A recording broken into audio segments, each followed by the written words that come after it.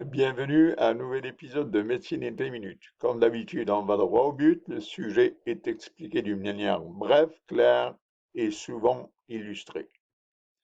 Alors, le sujet d'aujourd'hui est à propos des stades du développement psychosexuel chez Freud. Alors, en psychanalyse, les stimulations sexuelles, les pulsions sexuelles sont au centre du développement psychosexuel chez Freud. Pour Freud, la personnalité se développe euh, autour des zones érogènes euh, qui, qui développent le plaisir, le plaisir. Alors pour Freud, il existe 5 étapes du développement psychosexuel. La première, elle est orale, la seconde, elle est anale, la troisième, elle est phallique, la quatrième, elle est latente, et la cinquième, elle est génitale. Euh, un enfant qui est insatisfait à une étape peut se fixer à cette étape. Par contre, s'il est satisfait à cette étape, sa personnalité évolue d'une manière saine. Si l'enfant subit des frustrations à un stade quelconque, il va développer de l'anxiété. Alors, cette anxiété va se manifester au stade adulte par une névrose. Alors, dans le développement psychosexuel de l'enfant, euh, nous allons établir d'abord une sorte de parallèle entre Freud, Erikson et Piaget pour voir comment établir les connexions et les différences entre les trois écoles. Alors, de la naissance jusqu'à 1 an, pour Freud, c'est le stade oral, alors que pour Erikson, c'est c'est la confiance ou la méfiance. Alors pour Piaget, c'est l'usage sensoriel et moteur. De 1 an jusqu'à 3 ans, pour Freud, c'est le stade anal, alors que chez Erikson, c'est le développement de l'autonomie ou de la honte et de la frustration. Pour Piaget, l'objet devient permanent. De 3 ans à 5 ans, pour Freud, c'est le stade phallique, alors que pour Erikson, c'est l'initiative ou la culpabilité versus la culpabilité, et pour Piaget, c'est l'égocentrisme ou le pré-opérationnel.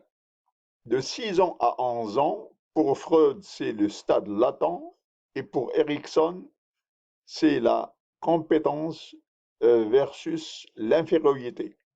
Alors que pour Piaget, c'est l'opérationnel concret, et à ce stade, pour Piaget, la mort est permanente. À partir de 11 ans jusqu'à l'adolescence, donc, pour Freud, c'est le stade génital, et pour Erikson, c'est l'identité versus le rôle diffusion. Pour Piaget, c'est la pensée formelle opérationnelle, et à ce stade, l'enfant euh, réalise de l'abstrait. De 21 ans à 40 ans, euh, il n'y a pas de stade de développement pour Freud à cette phase-là. Alors que pour Erikson, c'est l'intimité versus l'isolation. Et pour Piaget, c'est le raisonnement déductif. Alors pour Freud, de la naissance jusqu'à 1 an, c'est le stade oral. De 1 an à 3 ans, c'est le stade anal. De 3 à 5 ans, c'est le stade phallique. De 6 à 11 ans, c'est le stade latent. Et de 11 à l'adolescence, c'est le génital. Alors, dans le stade oral, le centre de gratification est la bouche. Alors, tous les plaisirs sont drainés par la bouche. Pourquoi? Parce que la seule connexion du bébé avec sa maman s'effectue par la bouche, lors de la lactation, en suçant et en recevant des nutritions, le nourrisson reçoit aussi de l'émotion, il reçoit de la sécurité, il reçoit de l'amour, il reçoit un support physique, il reçoit de la chaleur. Donc, toutes les gratifications sont centrées autour de la bouche. C'est d'où l'intérêt aussi d'allaiter le bébé par le sein. Alors, ce stade peut, un bébé peut se fixer à ce stade. Et s'il se fixe à ce stade, alors il va avoir un certain nombre de comportements qui sont dus à, au fait que l'inconscient, il va graver une fois pour toute la vie, ses frustrations et ça va se traduire à l'âge adulte par un stress. Un stress, une personne par exemple peut avoir un excès de poids parce qu'elle se nourrit excessivement, pour la simple raison qu'elle régresse au stade oral de gratification que l'inconscient a gardé. Le fait aussi de fumer ou le fait de mâcher un chewing-gum, le fait de pincer par les dents un stylo, tout ça sont des réactions primitives qui sont liées à l'inconscient. Pourquoi? Parce que le stade oral est figé dans l'inconscient de la personne.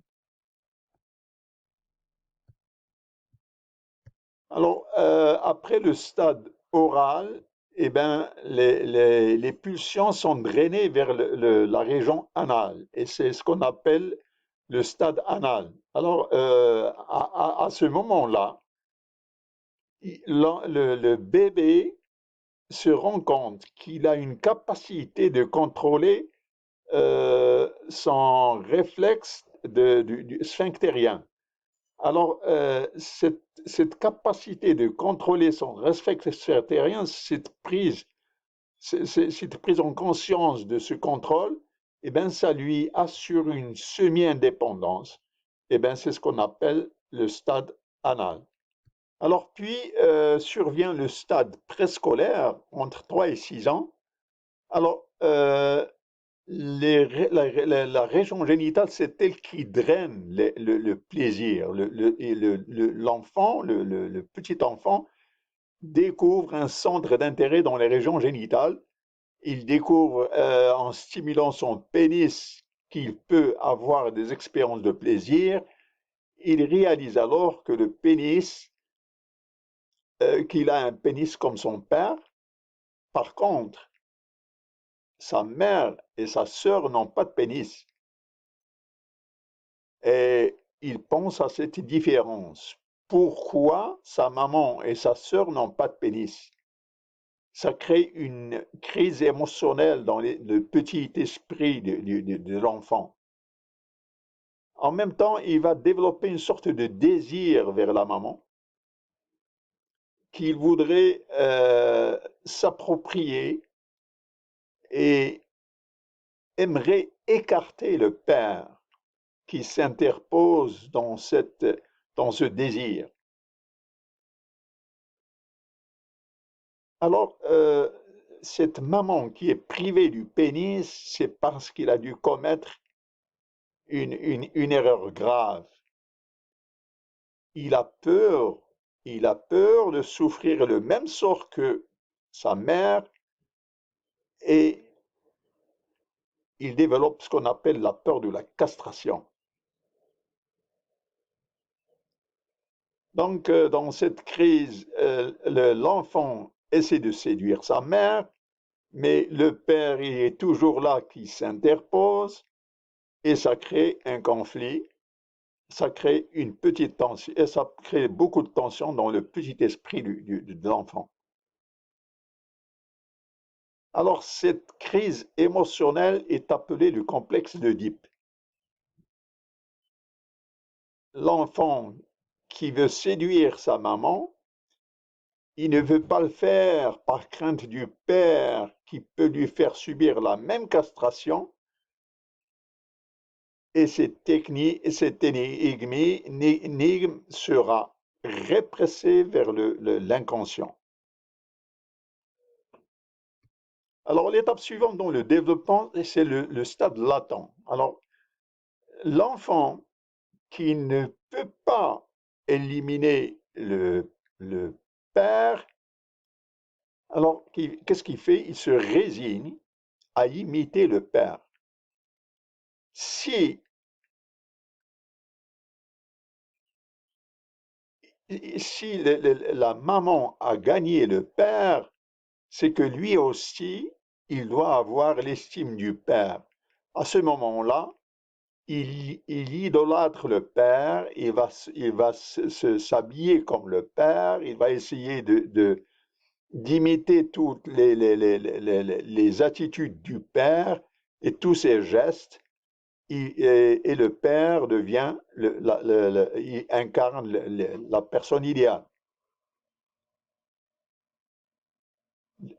Progressivement, l'enfant, il se prépare vers une expérience hétérosexuelle dans le futur. Qu'en est-il de la fille? Alors la fille, euh, elle va développer, à la place de développer le complexe d'Oedipe que développe le garçon, eh bien, les filles vont développer ce qu'on appelle le complexe Électra. Alors, c'est l'équivalent d'Oedipe, sauf que les filles n'ont pas de pénis, donc elles n'ont rien à perdre et n'ont pas peur de la castration. Donc, le stress, il est moindre chez les filles que chez les garçons. Alors, la maman, s'il a gagné le père, donc la fille doit ressembler à la maman pour avoir son idéal qui est le sexe opposé, qui est le père. Alors, elle commence à agir et à ressembler à sa maman pour gagner la sympathie de son père du sexe opposé. Alors, à la puberté, c'est ce qu'on appelle le stade génital. Il y a, à ce moment-là, il y a un réveil de l'intérêt sexuel. Alors, si toutes les étapes précédentes se sont passées d'une manière correcte, eh bien, l'adolescent, il va être séduit par le sexe opposé. Alors, il faut dire que Freud, il va stopper le développement de la personnalité sociale de l'enfant à ce stade. Alors, faisons le point. Alors, à la naissance, de la naissance à 1 an, c'est le stade oral. Donc, le stade 1 an à 3 ans, c'est le stade anal. De 3 à 5 ans, c'est le stade phallique. De 6 à 11 ans, c'est le stade latent. Et à partir de 11 ans jusqu'à l'adolescence, c'est le stade génital. Je voudrais terminer par cette comparaison entre Freud, Erikson et Piaget dans les stades de développement psychosexuel de l'enfant. Donc, de la naissance à 1 an pour Freud, c'est le stade oral, on l'a vu, et pour Erikson, c'est la confiance versus la méfiance. Alors que Piaget, c'est le sens moteur et le contrôle moteur. De 1 an à 3 ans pour Freud, c'est le stade anal. Pour Erikson, c'est l'autonomie versus la honte. Et pour Piaget, c'est l'objet permanent. Alors, de 3 ans à 5 ans, pour Freud, c'est le phallique. Et pour Erikson, c'est l'initiative versus la culpabilité. Pour Piaget, c'est le préopérationnel égocentrique. Alors que de 6 à 11 ans, pour Freud, c'est le latent. Pour Erikson, c'est entreprendre versus infériorité. Et pour Piaget, concrete opérationnel thinking, la mort est permanente. À partir de 11 ans, pour Freud, c'est génital. Pour Erikson, c'est identité versus rôle diffusion. Et pour Piaget, à ce stade, la personne pense abstrait. Alors, de 21 à 40 ans, Freud, il arrête le développement au stade génital. Donc, Erikson, à 21 à 40 ans, c'est l'intimité versus l'isolation. Et pour Piaget, c'est le raisonnement déductif.